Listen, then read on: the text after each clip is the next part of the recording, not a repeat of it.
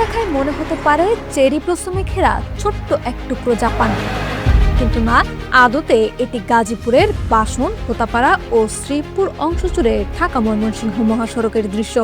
সড়কের দুই ধারে রক্তরাঙা পলাশ আর শুভ্র ও গোলাপি রঙের জাপানি ক্যাসিয়ারি নিজেরা সমারোহে তৈরি হয়েছে এক অলৌকিক সৌন্দর্য। যেন মহাসড়কের বুক চিরে রূপের পসরা সাজিয়ে বসেছে বসন্ত। ব্যস্ততার ভিড়ে এই পথ এখন পথিকদের জন্য একটুখানি প্রশান্তির ঠিকানা। সামাজিক যোগাযোগ মাধ্যমে এই সৌন্দর্যের ছবি ছড়িয়ে পড়ায় প্রতিদিনই বাড়ছে দর্শনার্থীদের ভিড়। ফুলে ঘেরা সড়কের এমন দৃশ্য পথচারী ও ভ্রমণ পিপাসুদের জন্য হয়ে উঠেছে এক অনন্য আকর্ষণ।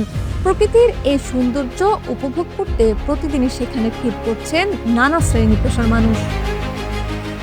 সৌন্দর্য উপভোগ করার জন্য আর কি, প্রাকৃতিক সৌন্দর্য, ফুলের যেটাকে বলা হয় চীনের ওই জাপান যেটাকে বলা হয়, আমরা এরকম একটা সৌন্দর্য দেখতে পাচ্ছি। আমি ঢাকা হাতিঝিল থেকে আসছি এই সৌন্দর্য উপভোগ করার জন্য।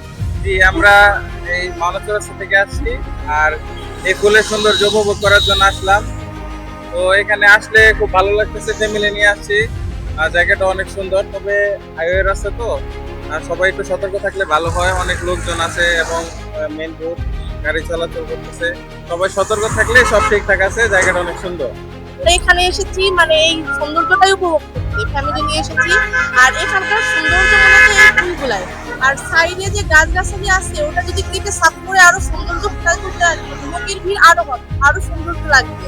স্থানীয়রা জানান, রোপণের পর নিয়মিত পরিচর্যা ও যত্নের ফলস্বরূপ এবারই প্রথমবারের মতো গাছগুলোতে ফুটেছে দৃষ্টিনন্দন ফুল, যা রাঙিয়ে তুলেছে পুরো এলাকাকে। আসলে আমার মনে হচ্ছে আমাদের বাংলাদেশের এই গাজীপুরের ঢাকা ময়মনসিংহ এই মহাসড়কটা এখন হয়ে গেছে সেই বিখ্যাত জাপানের এক টুকরা জাপান। এখানে প্রকৃতি প্রেমী যারা আছে তারা বিভিন্ন দিক দূরান্ত থেকে ছুটে এসেছে আমার বাসা গাজীপুরে। আমি ভাবলাম যে এই ইতিহাসের সাক্ষী হিসাবে গাজীপুরের সন্তান যেহেতু এখনো অনেক দেরি করে চলে আসছে আর কি। তবে মুদ্রার উল্টো পিঠ আছে। ফুলের সৌন্দর্যে বিমোহিত হয়ে অনেকে ভুলেই যাচ্ছেন এটি একটি ব্যস্ত মহাসড়ক। বাড়ছে দুর্ঘটনা ও প্রাণের ঝুঁকি। রাস্তার ডিভাইডারের ওপর উঠে ছবি তোলা কিংবা চলন্ত গাড়ির সামনে দাঁড়িয়ে ভিডিও ধারণ করায় বাড়ছে দুর্ঘটনার আশঙ্কা। সচেতন মহল বলছেন, এই সৌন্দর্য রক্ষার পাশাপাশি নিজেদের নিরাপত্তা নিশ্চিতে দর্শনার্থীদের হতে হবে আরও দায়িত্বশীল। প্রকৃতির এই দান ও এই সৃজনশীলতা যেন অসতর্কতার কারণে বিষাদের রূপ না নেয়, সেই প্রত্যাশা সবার। লাবণী আক্তার, বিপ্লবী বার্তা।